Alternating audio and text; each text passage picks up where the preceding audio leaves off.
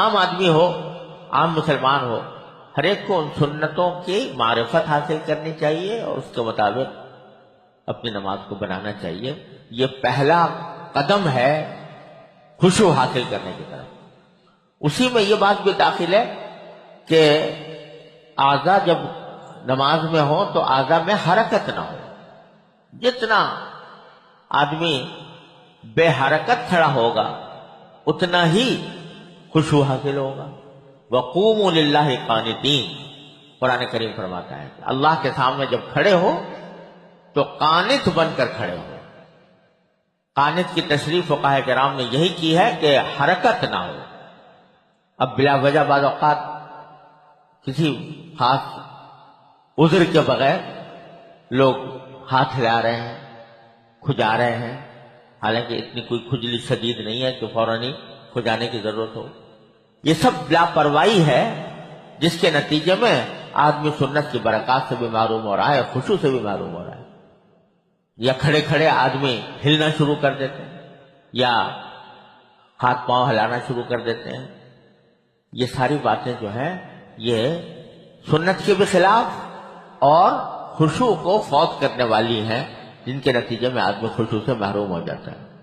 تو خشوع کا پہلا قدم، جس کو خضوع بھی کہتے ہیں ضاد سے، وہ یہ ہے کہ اعضاء نماز کے اندر سنت کی حیات پر رہیں اور ان میں حرکت نہ ہو۔ وہی حرکت ہو جو نماز کی حرکت۔ نماز کے علاوہ جو دوسری حرکات ہیں ان سے آدمی اپنے آپ کو بچائے۔ یہ پہلا قدم ہے، اور کر کے دیکھ لے آدمی کہ اس کا اہتمام کرنے سے خشوع کتنا حاصل ہوتا ہے اور اس سے لاپرواہی برتنے سے خشوع کس طرح فوت ہوتا ہے۔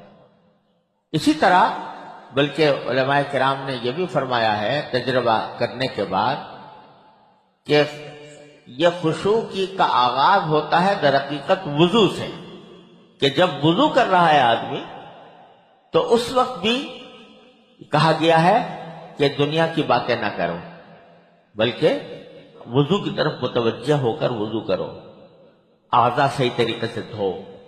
اعضاء کو دھوتے وقت اللہ تبارک و تعالی نے جو اجر رکھا ہے اعضاء کے دھونے پر، وضو کے اوپر، اس کا دھیان کرو۔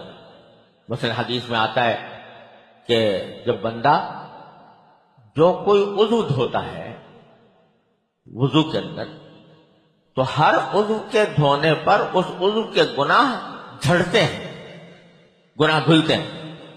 تو بزرگوں نے فرمایا کہ جب آدمی وضو کر رہا ہو تو جو عضو بھی دھو رہا ہو اس کے دھوتے وقت یہ تصور میں لائے کہ نبی کریم صلی اللہ علیہ وسلم نے فرمایا کہ جب آدمی ہاتھ دھوتا ہے تو ہاتھ سے کے گناہ جھڑتے ہیں، جب منہ دھوتا ہے تو منہ کے گناہ جھڑتے ہیں، تو میرے گناہ انشاءاللہ جھڑ رہے ہیں۔ یہ تصور کرو۔ اس تصور کے ساتھ جب وضو کیا جائے گا تو اس کے اندر جو نور پیدا ہوگا، اس سے جو کیفیات پیدا ہوں گی، انشاءاللہ وہ آگے نماز کے خشوع کے اندر مددگار ہوگی۔ اور وضو کے اندر مسنون دعائیں پڑھے آدمی، جو مسنون نبی کریم صلی اللہ علیہ وسلم سے ماثور دعا ہے وہ ہے اللہم اغفر لی ذنبی ووسع لی فی داری وبارک لی فی رزقی۔ تو دعا یہ پڑھتا رہے، اور اشہد ان لا الہ الا اللہ واشہد ان محمدا عبدہ ورسولہ، یہ نبی کریم صلی اللہ علیہ وسلم سے ماثور ہیں یہ دعائیں۔ اور بعض علماء کرام نے کچھ اور دعائیں بھی بتائی ہیں کہ ہاتھ دھوتے وقت یہ پڑھے اور پاؤں دھوتے وقت یہ پڑھے اور چہرہ دھوتے وقت یہ پڑھے۔ وہ اگرچہ ان مواقع پر مسنون نہیں ہیں لیکن ہیں وہ سب نبی کریم صلی اللہ علیہ وسلم کی مانگی ہوئی دعائیں، ان کو یاد کر لے، ان کو کرے۔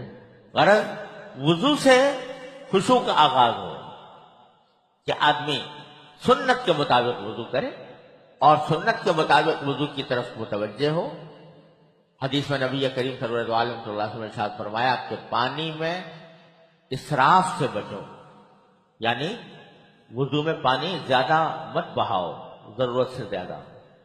یہاں تک فرمایا کہ ایاک والسرف وان کنت علی نہر جار، کہ فضول خرچی سے بچو چاہے تم بہتے ہوئے دریا کے کنارے کھڑے ہوئے ہو۔